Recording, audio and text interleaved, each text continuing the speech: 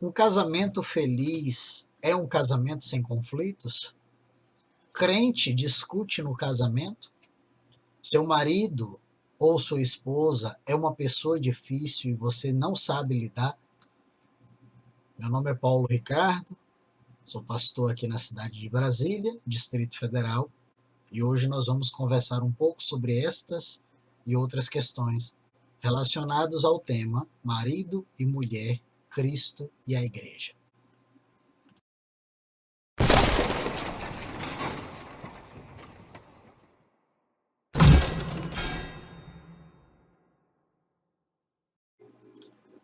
Olá pessoal, paz e graça, tudo bem?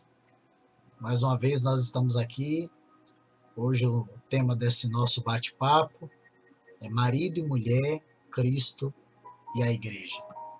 E eu queria começar esse tempo de hoje lendo um texto que está em Efésios capítulo 3, versículos 14 a 15, que diz assim: Por esta causa me imponho de joelhos perante o Pai de nosso Senhor Jesus Cristo, do qual toda a família nos céus e na terra toma o seu nome. Nós lemos esse texto aqui nas últimas lives, mas o primeiro ponto que nós precisamos entender é que nós temos um Pai em comum, que é Deus, e reconhecer que esse Pai, ele nunca abriu mão do seu desejo, do seu propósito de ser pai de uma família, de muitos filhos semelhantes a Jesus.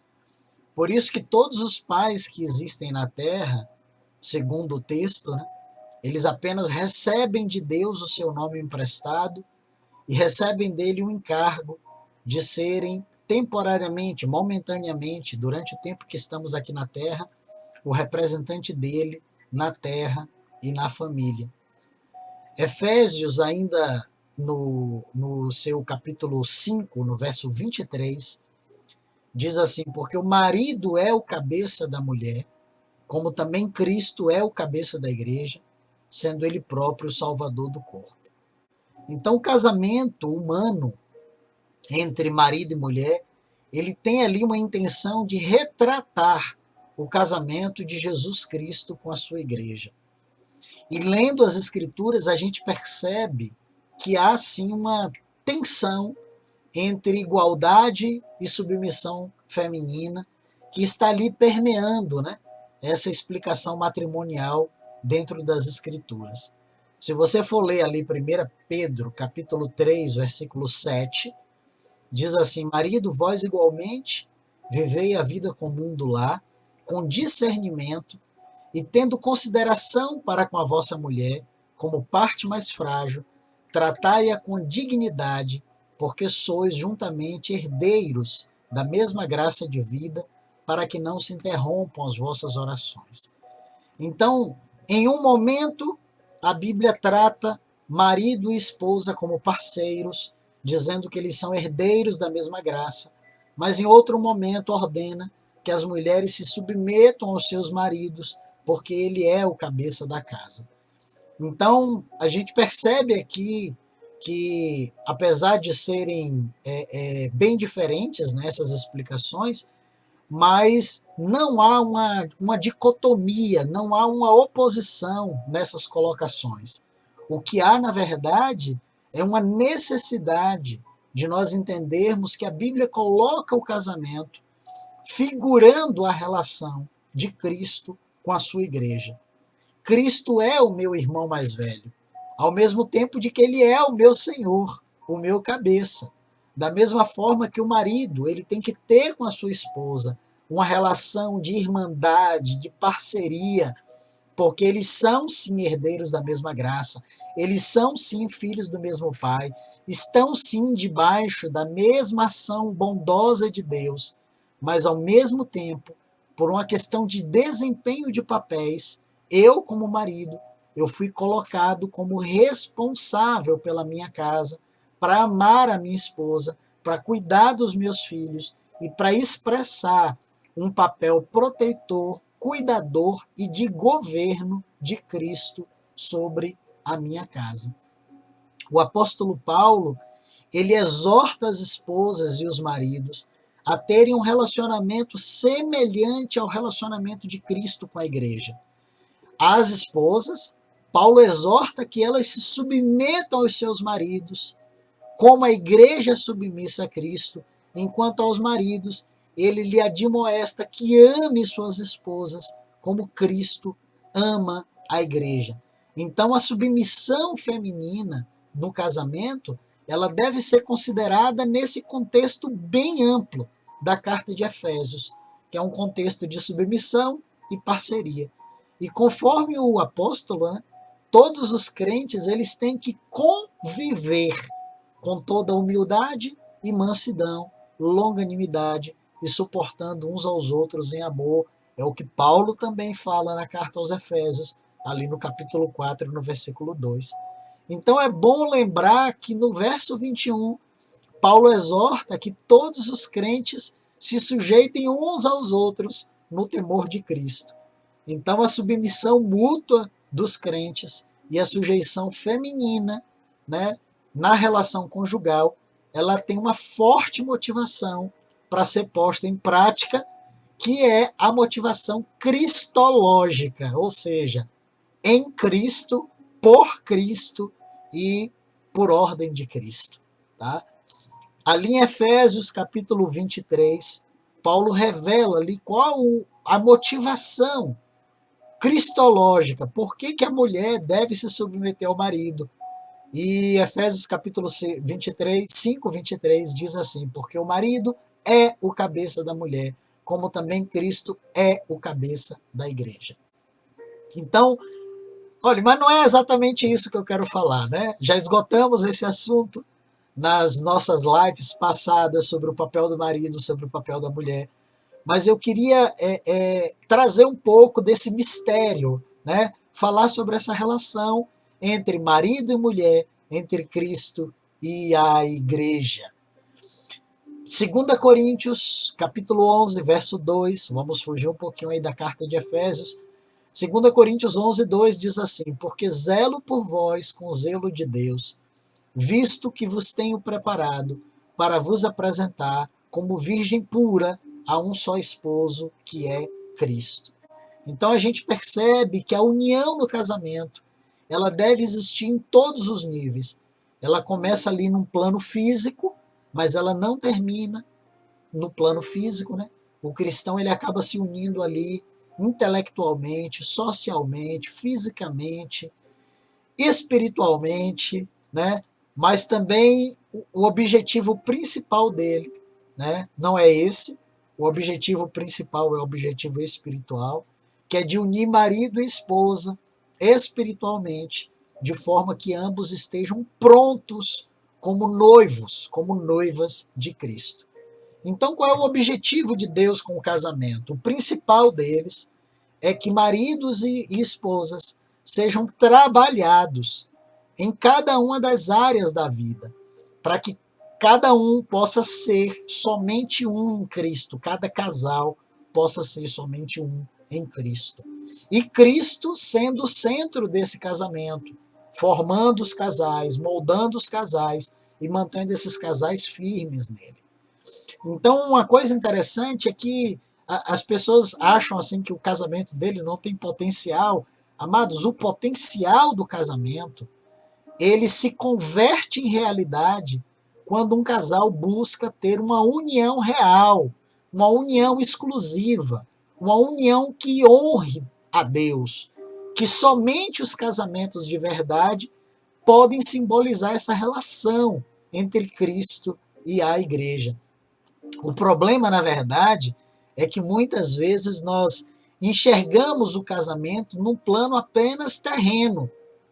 E por isso, né, quando surgem as primeiras dificuldades, as primeiras tribulações, os primeiros conflitos do casais, né, as desavenças, os choques, a nossa tendência é repelir aquele relacionamento.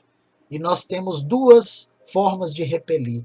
Nós podemos, por um ponto, viver um casamento miserável, onde nós entregamos os pontos e nós passamos a reagir como o Wally, sabe? O Wally é um personagem da Hanna-Barbera, era da minha época de infância.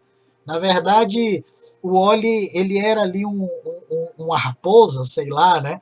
E que ele tinha uma visão muito pessimista da vida. E o Oli, ele, tudo que acontecia com ele dizia assim: ó céus, ó azar, ó desgraça. Então, ora nós podemos levar uma vida miserável, repelindo esse relacionamento com essa atitude negativista, né? Ou nós podemos também ir por outro ponto, acabar tentando fugir daquele relacionamento e se refugiar em outros casamentos, em outros relacionamentos que nos ofereçam um pouco de consolo, um pouco de paz. Mas, amado, é mero engano. O casamento ele tem o objetivo de nos apresentar como uma virgem pura a um esposo que é Cristo. E isso demanda o quê? Isso demanda um processo de moenda. Né? O que é esse processo de moenda, Paulo? Toda vez quando alguém me pergunta sobre casamento, eu imagino assim um processo de moenda.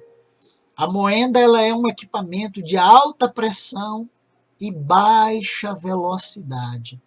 Ela é composta por rolos esmagadores que tem ali o objetivo de extrair o caldo e de produzir bagaço. Então, ela tem duas características, né? Ela é um processo de alta pressão e de baixa velocidade. É ali, ó, constante, constante, constante. O irmão chega para mim e diz assim: ah, pastor, eu quero me separar da minha mulher porque eu tô só o bagaço. Né? Meu casamento está só o bagaço. E eu respondo para ele assim, eu digo, glória a Deus. O objetivo do casamento é exatamente esse, é esbagaçar você. Esse é o processo da moenda. Agora, se tem bagaço, tem que ter caldo. Porque o objetivo da moenda é o caldo. Se só tem bagaço, tem alguma coisa errada. Né? Porque bagaço é lixo. Agora, cadê o caldo? Né? Cadê o suco disso? O que foi aproveitado desse processo de moenda? Então, há uns dias atrás, eu e minha esposa, nós fizemos 26 anos de casado. Né? E se nós formos contar aí o tempo de noivado e um tempo de amizade que nós tivemos, uma profunda amizade até antes do nosso casamento, nós temos aí cerca de 30 anos juntos. E aí o povo vê a gente postando fotos, né, dizendo que o amor está no ar. O povo vê a gente fazendo declarações um ao outro e pensa que aqui em casa não tem conflitos. Amigos, quero dizer uma coisa para você. Vem passar uns dias aqui em casa para tu ver. Na foto ali a gente só posta o caldo. A gente só posta o suco. Mas eu quero dizer uma coisa para você, tem muito bagaço. Sabe? Tem bagaço também. E às vezes a gente tá assim, tá só o bagaço. Mas a gente sabe que Deus já tirou muito caldo desse relacionamento e ainda tem muito caldo para tirar. É um processo, amado. Você pega a cana de açúcar e você põe ela no processo de moenda e ela passa a primeira vez. É um processo de alta pressão, mas lento. Chega lá na frente, você pega aquela cana esbagaçada, dobra ela e passa de novo. Dobra ela e passa de novo. E nós estamos nesse processo, eu e Lau, sendo aperfeiçoados, sendo curados, sendo transformados, sendo lapidados, sendo moídos, esbagaçados, até que a gente gere frutos no nosso casamento de uma noiva pura, para nós podermos ser tomados pelo noivo que é Cristo. Efésios capítulo 5, versículos 25 a 28, diz assim: vós, maridos, amai as vossas mulheres, como também Cristo amou a igreja, e a si mesmo se entregou por ela, a fim de a santificar, tendo-a purificado com a lavagem da água pela palavra, para apresentá-la a si mesmo, igreja gloriosa, sem mácula, nem ruga, nem qualquer coisa semelhante, mas santa e irrepreensível. Assim devem os maridos amar as suas próprias mulheres como a seus próprios corpos. Quem ama a sua mulher, ama a si mesmo. Então, qual é o objetivo do amor no casamento? A gente imagina apenas num plano natural, apenas num plano humano. Ah, é fazer a pessoa feliz, é fazer ela feliz. Não, amados. O objetivo correto do casamento é você se entregar num relacionamento a um processo de purificação e santificação, um processo de moenda para ser moído, esbagaçado, a fim de que vocês possam ser apresentados a Cristo. Santos, irrepreensíveis, de uma maneira gloriosa diante de Deus, sem mancha, nem ruga, nem qualquer coisa semelhante. Esse é o processo de moenda. E quando vocês me virem postar coisas bonitas, com sorrisos estampados, com declaração de amor, não quero que vocês pensem que eu estou escondendo meus conflitos. Pelo contrário, eu estou declarando que eu estou disposto a permanecer ao lado de Lau, porque as falhas dela e as resistências que ela tem às minhas ideias e aos meus planos estão me levando a uma vida de perfeição em Cristo. Toda vez que Lau discorda de mim, toda vez que Lau me contraria, toda vez que existem situações no meu casamento que me passam por esse processo de moenda, eu entendo que isso é um processo de Deus de purificação da minha vida. As pessoas dizem assim, porque Paulo só posta foto bonita na internet, feliz, mas na vida real ninguém tem essa felicidade toda. Amados, a minha felicidade, ela está em saber que assim como Cristo recebeu a cada um de nós, com nossos pecados, com nossos comportamentos deploráveis, e nos deu um banho, e tem nos limpado dessa sujeirada toda. Dessa mesma forma é que Lau tem caminhado ao meu lado, mesmo consciente e participando ali das minhas falhas, dos meus defeitos, das minhas manias, das minhas chatices, das minhas rabugices. Amado, se isso não é motivo de postar foto arreganhando os dentes, eu não sei o que mais seria. É porque as pessoas pensam que a nossa alegria está no plano terreno. Não, a nossa alegria ela está num plano espiritual.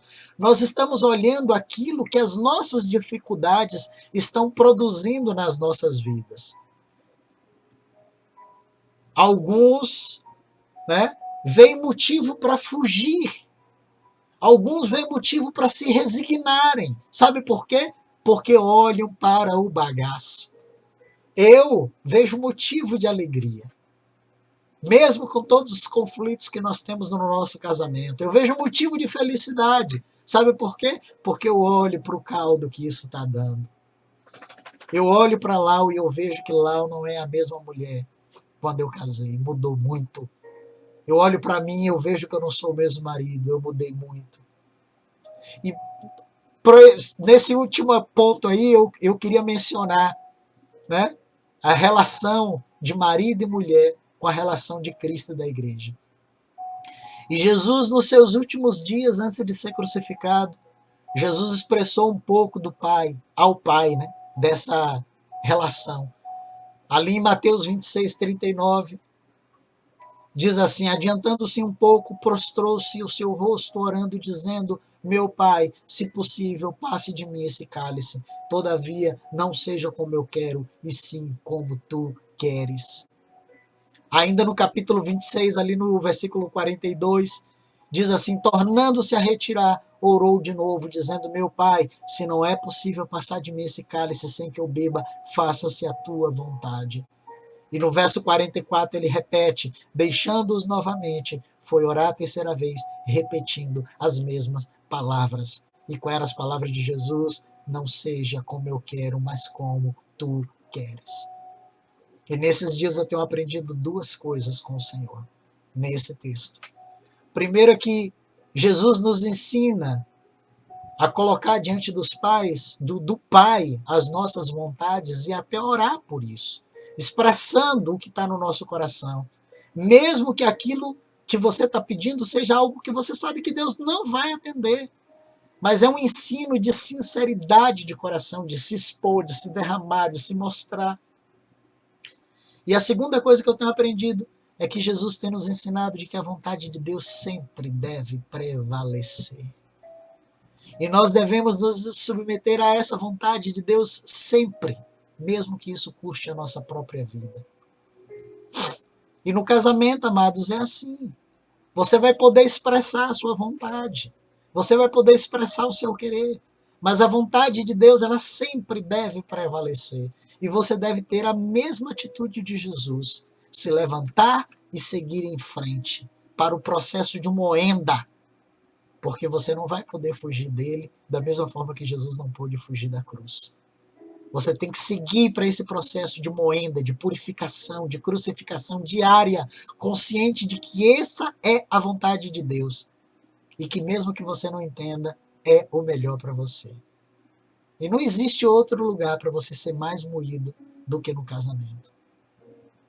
A minha oração por você nesse dia é essa.